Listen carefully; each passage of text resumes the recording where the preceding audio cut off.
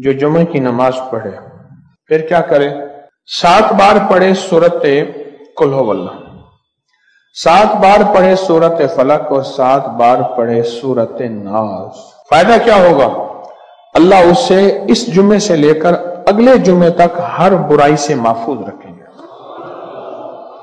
برائی سے مراد نفس اور شیطان کی برائی، جادو جنات کی برائی، نظر بد اور حادثوں کی برائی، کسی دشمن کا برا اس سے سلوک، کسی دشمن نے اس کے لیے برا چاہا ہو، برا سوچا ہو، برا لکھا ہو، کوئی دشمن حاسد اس کے لیے برائی کا فیصلہ کر چکا ہو، کوئی حاسد دشمن شر پسند اس کے لیے برائی کے منصوبے کر رہا ہو، اور میں سب ختم۔ یہ اندیکھا جہان ہے۔ میں مصر میں حضرت امام شافعی رحمت اللہ علیہ کے مزار میں بیٹھا تھا، خاموش، بہت بڑا مقبرہ تھا، کچھ زیادہ مجمع نہیں تھا، چند لوگ تھے، خاموش بیٹھا، میں شیخ کو اعمال کے ہدیے پیش کر رہا تھا، تو زندگی کا ایک نظام ایسے سامنے آیا کہ امام شافعی رحمت اللہ علیہ، امام شافعی رحمت اللہ علیہ، ان کا نام اصل ادریس تھا، امام شافعی رحمت اللہ علیہ، کیا انسان۔ ان کا ایک چھوٹا سا واقعہ سناتا ہوں اندیکھی دنیا کا، اندیکھے جہان کا، جس طرح میں یہ تعویذ کی بات کر رہا ہوں، جنتی تعویذ، کہ یہ ایک اندیکھی دنیا ہے، اندیکھا جہان ہے، یہ جنتی تعویذ۔ میں ان کے ایک چھوٹا سا واقعہ بیان، امام شافعی رحمت اللہ علیہ یہ اصل مصر کے نہیں تھے، سفر کرتے زندگی کا ایک سفر گزرا، مصر تشریف لائے۔ جب مصر میں تشریف لائے تو وہاں بڑے بڑے صاحب علم اور بھی تھے، ان کی شہرت ہوئی اور ان کا ایک نظام چلا اور لوگوں میں عزت عظمت وقار اور شان و شوکت ہوئی، لوگ حیران تھے یہ کون ہے۔ تو امام احمد بن حنبل رحمۃ اللہ علیہ کے ہاں لوگوں کا ہجوم اور مجمع بڑھنے لگا۔ وقت کے بادشاہ تک یہ خبر پہنچی کہ کوئی درویش آئے ہیں، صاحب علم ہیں، اور ان کی طرف لوگوں کا بہت رجوع ہے۔ تو وقت کا بادشاہ بھی بھیس بدل کر آپ کی محفل میں آ کے خاموشی سے بیٹھ گیا۔ آپ نے کیا کیا؟ اللہ نے اس درویش کے دل میں کشف ڈالا، آپ نے خلیفہ وقت کی عزت احترام کرنے کے فضائل بیان کرنا شروع کر دی کہ خلیفہ وقت، بادشاہ وقت کو تذلیل نہ دو، ذلیل نہ کرو، اور اس کے محاسن یعنی اس کی خوبیاں بیان کرو، اس کے خامیوں کا بیان نہ کرو۔ جیسے حدیث میں آتا ہے، مفہوم ہے، بدترین مشکلہ بادشاہوں کو برا بھلا کہنا۔ یہ آپ نے مضمون بیان کرنا شروع کر دیا اور بہت تفصیل سے بیان کرنا شروع کر دیا، اور ساتھ تھوڑی دیر کے بعد یہ کہتے تھے، اگر آج وہ بادشاہ میرے سامنے ہوتا اور بھیس بدل کے بھی آتا تو میں اس کو کہتا، دیکھ میں یہ فضائل اس لیے بیان نہیں کر رہا کہ تو آیا ہے اور تجھ سے مجھے کوئی غرض ہے، طمع ہے، لالچ ہے، یا تجھ سے کوئی عطا اور عنایت کی توقع ہے، نہیں، بلکہ اس لیے آج اس بادشاہ سے میں کہتا ہوں، یہ میرا منصب فرضی ہے، یہ فرض منصبی ہے کہ لوگ تجھے ہمیشہ برا بھلا کہتے ہیں، اور زندگی کا انہوں نے ایک دیکھا ہے، اور یہ دیکھا ہے کہ بادشاہ کے سامنے حق بولو، اور وہ حق کیا ہے؟ پہلے حق کی تحقیق کرو کہ حق ہے بھی صحیح، اور میں بتا رہا ہوں کہ لوگوں بادشاہ کا احترام کرو، تمہیں میں سے اللہ نے انہیں کو چنا ہے اور انہی کا احترام ہے اور انہی کی عزت ہے۔ یہ مضمون بیان کرتے رہے، آخرکار دعا فرمائے، لوگ جانے لگے تو آپ سے مصافحہ فرمایا۔ مصافحے کے بعد جب بادشاہ کا وقت آیا تو آپ نے ہاتھ پکڑ کے کہا کہ خلیفۃ المسلمین آپ ہمارے ساتھ بیٹھ جائیں۔ وہ چپ کر کے بیٹھ گیا۔ تھوڑی دیر کے بعد پوچھا، جب لوگ چلے گئے، آپ نے مجھے کیسے پہچانا؟ فرمایا جب آپ محفل میں آئے تھے تو آپ کے دائیں بائیں ایک درود پاک کا نور تھا، وہ مجھے نظر آئے۔ دیکھیں، ہر خوشبو کی اپنی خوشبو ہوتی ہے، سندل کی خوشبو ہے، چمبیلی ہے، فواکہ ہے، عود ہے، شمامت العنبر ہے، مشک ہے۔ خوشبو کہتے ہیں، عام خوشبو ہے، لیکن ہر خوشبو کی تو اپنی خوشبو ہے، ہر عطر کی اپنی خوشبو ہے۔ اسی طرح ہر عمل کی اپنی خوشبو ہے، درود پاک کی اپنی ہے، ذکر کی اپنی ہے، کلمے کی، اخلاص کی، قل ہو اللہ کی آج ہماری صورت قل ہو اللہ کی ہے، جو 10 صورتیں 10 راز آپ منج قل ہو اللہ کو بیان کر رہے ہیں۔ ہر عمل کی اپنی خوشبو ہے۔ فرمایا آپ کے ارد گرد میں نے خوشبو سنا تھا کہ جو اس وقت کا بادشاہ ہے وہ بہت درود پاک پڑھتا ہے، سنا تھا، اور اس درود پاک کا نور اس کے اندر رگ رگ میں موجود ہے۔ کہا جب آپ آئے تو فوراً میں نے محسوس کیا کہ اتنا زیادہ نور تو اس بادشاہ کا ہی ہو سکتا ہے، وہ بھیس بدل کے میری محفل میں آیا ہے، تو میں نے چاہا کہ اس مضمون کو آج آپ کے سامنے بیان کروں۔ اس نے کہا کوئی عطا عنایت؟ فرمایا ایک عطا عنایت چاہیے۔ کہا ضرور پورا کروں گا۔ کہا کہ مجھے آخری وقت میں کلمہ دے دو۔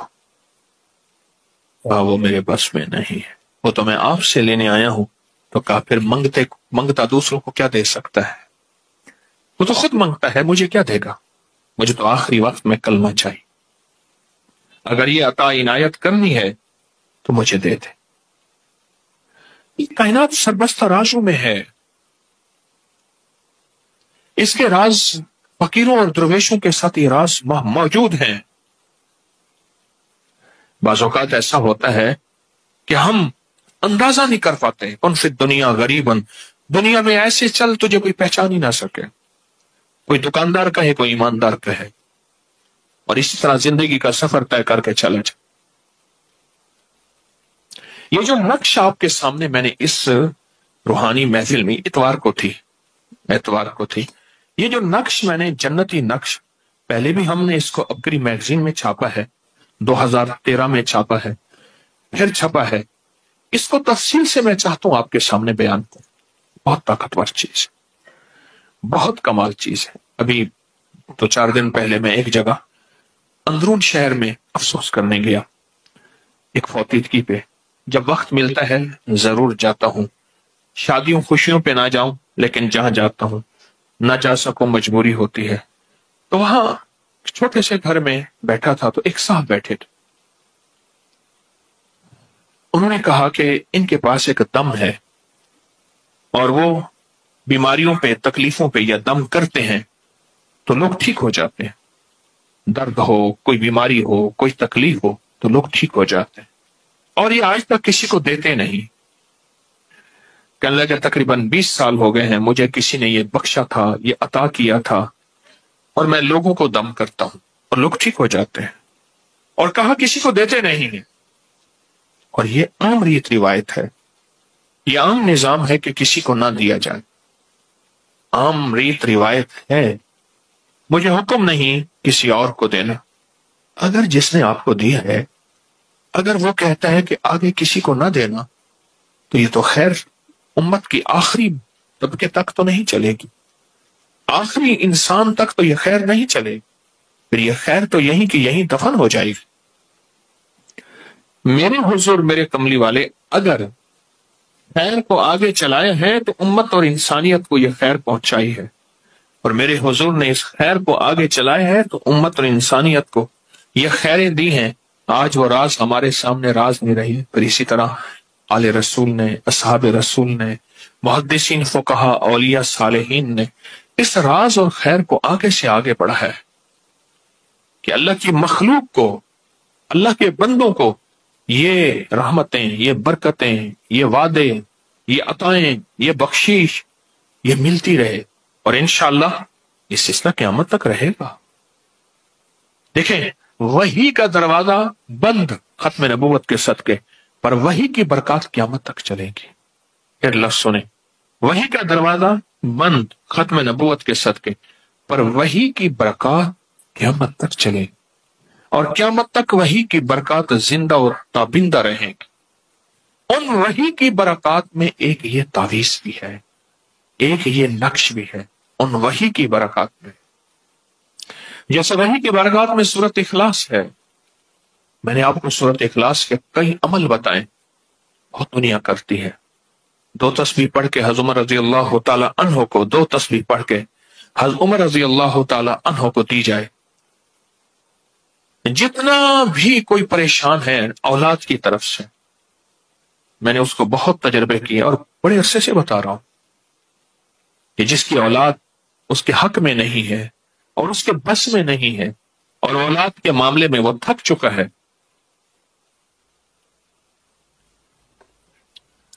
اولاد کے معاملے میں وہ تھک چکا ہے، وہ 2 تسبیح پڑھ کے حضور کو ہدیہ کرے اور ان کو عرض کر کے حضور توجہ فرمائے، دعا فرمائے، توجہ فرمائے، دعا فرمائے. ایسا کہنا شرک نہیں ہے، ایسا کہنا گناہ نہیں ہے. دعا فرمائے، توجہ فرمائے. اور اگر یہ ٹھیک نہیں ہوتا پھر اپنے درہ فاروقی، جو درہ آپ کے ہاتھ میں ہوتا تھا، اس سے ٹھیک کریں. میرے پاس کئی واقعات آئے کہ بچہ رات کو، جوان رات کو چیخنے لگا، ہائے ہائے کچھ چیز مجھے مار رہی. کیا ہوا؟ کہا کہ کچھ چیز ہے ایسے لگتی ہے اور کہتے ہیں کہ تو ہماری بات نہیں مانتا. واقعات ہیں اور ہوئے ہیں اور ہوں گے اور ہوتے ہیں. کیوں؟ یہ جو ارواح ہوتی ہیں، یہ بھی اب لاہوتی نظام بتا رہا ہوں، یہ بھی مالکوتی نظام بتا رہا ہوں. یہ جو ارواح ہوتی ہیں، ان کو جب اعمال کا ہدیہ دیا، اعمال کا ہدیہ دیا جائے، ارواح کو خوش ہوتی ہے. فرمایا جتنی نیک روحیں ہیں وہ قندیلوں کی طرح، فانوس کی طرح، قندیلوں کی طرح، فانوس کی طرح اللہ کے عرش کے ساتھ لٹکی رہتی، عرش کے ساتھ لٹکی رہتی ہے. جب ان نیک ارواح کو ہدیہ پہنچاتے ہیں تو چونکہ وہ اللہ کے بہت قریب ہوتی ہیں، تو اللہ سے عرض کرتے ہیں کہ یا اللہ، یہ ایک بندہ ہے بہت دکھیارا، بہت غم کا مارا، بہت حالات کا ستایا ہوا. یا اللہ اس بندے پہ ترس کھا، اللہ اس پہ رحم فرمائے، اور یا اللہ اس بندے کی مشکل حل فرمائے. تو اللہ پاک جل شانہ ایک نیک ارواح کی دعاؤں کو قبول فرماتے ہیں. یہ جو ہمارا ذکر خاص ختم خواجگان ہے، صدیوں سے چلا آ رہا ہے، اولیاء صالحین کے تجربات میں یہ پڑھ کے پھر ان ارواح کو ہدیہ کرتے ہیں، پھر ان کے وسیلے سے دعا کرتے ہیں، تو دعائیں قبول ہوتی ہیں. دعائیں قبول ہوتی ہیں اور دعاؤں میں تاثیر ملتی ہے، اور دعاؤں میں طاقت ملتی ہے، اور واقعتاً ملتی ہے. اس کے اندر بہت طاقت ملتی ہے، بہت تاثیر ملتی ہے، اور بہت کمال ملتا ہے. اولاد کے لیے، بے اولادی کے لیے میں اکثر بتاتا ہوں کہ 2 تسبیح پڑھ کے، 2 انبیاء ایسے ہیں، ابراہیم اور حضرت زکریا، جن کی بڑھاپے میں اولاد ہوئی، جن کو بظاہر کہتے ہیں کہ ممکن ہی نہیں ہے، ممکن ہی نہیں ہے کہ یہ اولاد ہو سکے. 2 تسبیح سورۃ اخلاص کی پڑھ کے ان کو ہدیہ کریں. 2 تسبیح سورۃ اخلاص کی پڑھ کے ان کو ہدیہ کریں، ان کو ہدیہ کریں. 2 تسبیح سورۃ اخلاص کی پڑھ کے ان کو ہدیہ. اور بات ایسا ہوا ہے جن کی اولاد نہیں ہوتی اور جن کی اولاد میں مسائل ہیں، میں نے دیکھا ہے کہ اللہ پاک کے نیک بندوں کی دعائیں، ان کی توجہات، اس کی تاثیر ملتی ہے. سورۃ اخلاص کی برکات کا حصہ ہے.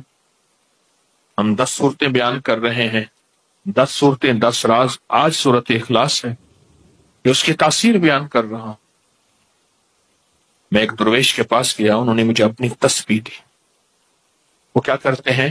تسبیحاں بہت ساری اپنے پاس رکھتے ہیں، تسبیح پڑھتے رہتے ہیں، پھر وہ بندے کو دے دیتے ہیں، اگلی اٹھا لیتے ہیں، پڑھتے ہیں اور فرماتے ہیں یہ میری پڑھی ہوئی ہے. سچ ہے، واقعی پڑھی ہوئی. فرمانے لگا یہ میری پڑھی ہوئی ہے تسبیح، لیکن ایک وعدہ کریں، اس پہ 2 تسبیح سورۃ اخلاص قل هو اللہ ضرور پڑھا کریں. اور کہا کہ یہ شاندار اور جاندار عمل ہے، آپ کو ہر زندگی کی مشکل میں، زندگی میں، روحانیت میں، اور کوئی مشکل ہو، پریشانی ہو، اس کے لیے 2 تسبیح سورۃ اخلاص پڑھیں.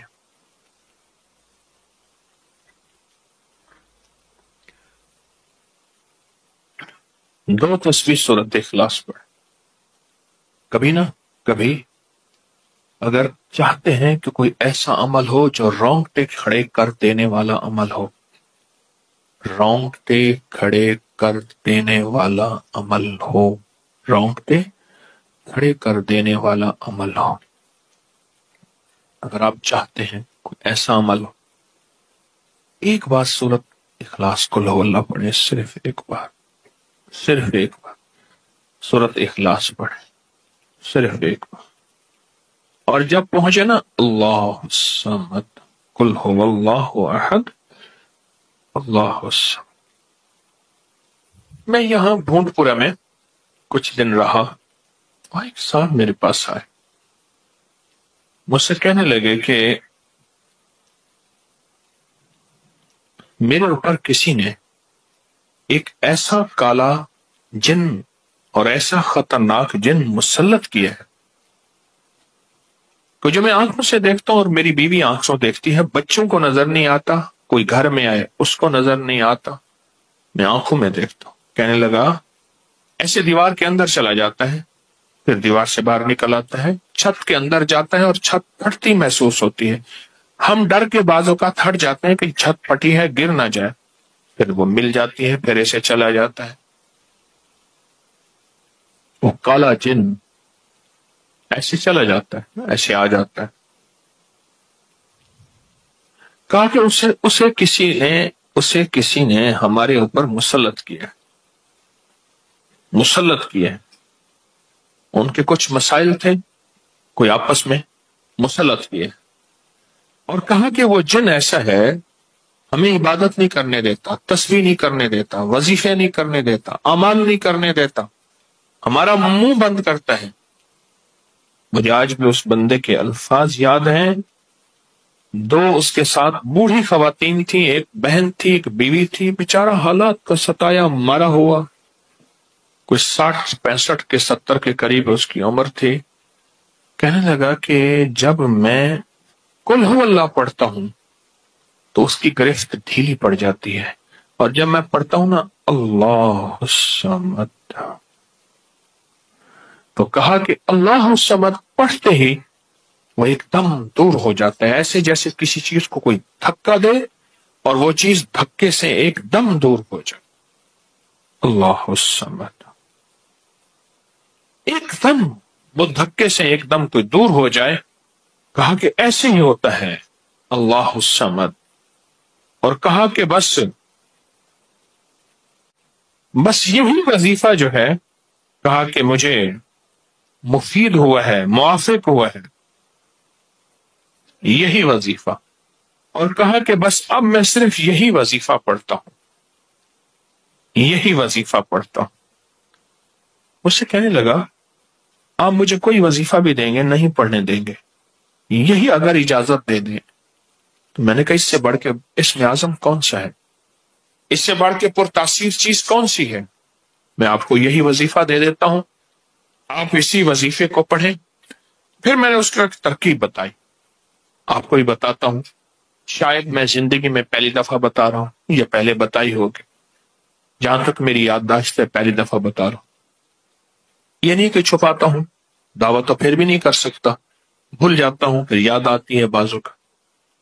اب وہ چیز آپ کو عرض کر رہا ہوں. میں نے اس سے کہا صرف ایک دفعہ سورۃ اخلاص پڑھ، اول آخر 3 دفعہ درود شریف. رونگٹے کھڑے کر دینے والا عمل، اس کا نام جو میں نے سال سے رکھا ہے، رونگٹے کھڑے کر دینے والا عمل.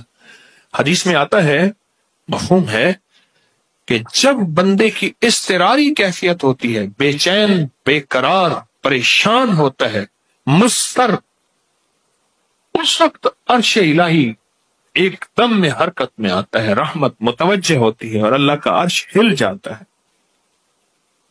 رونگٹے کھڑے کر دینے والا ایسا عمل جس میں انسان جو ہے بس ایک پل میں ایسے بے چین، بے قرار ہو.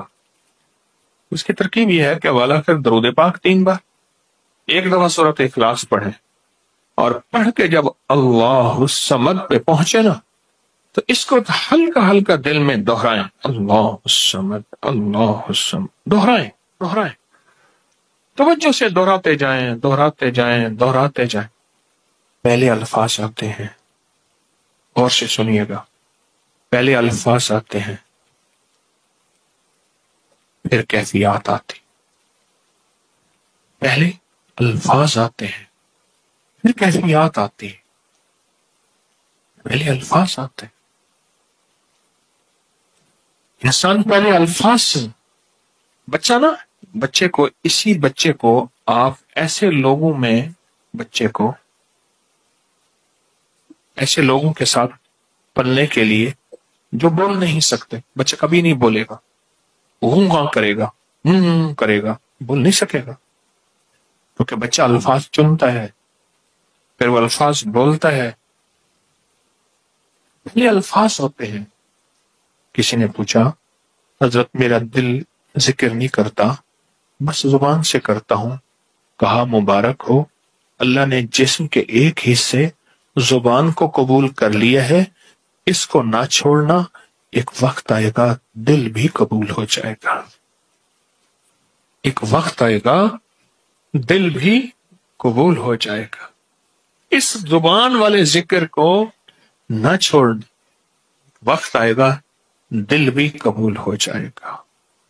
اس کو نہ چھوڑنا، اس کو نہ چھوڑنا. حقیقت کہہ رہا ہوں. میں نے اس سے کہا کہ ایک ایسا کام کر، تنہائی میں بیٹھ، اور تنہائی میں بیٹھ کے نا بس صرف تو ہو، اللہ ہو، بندہ ہو.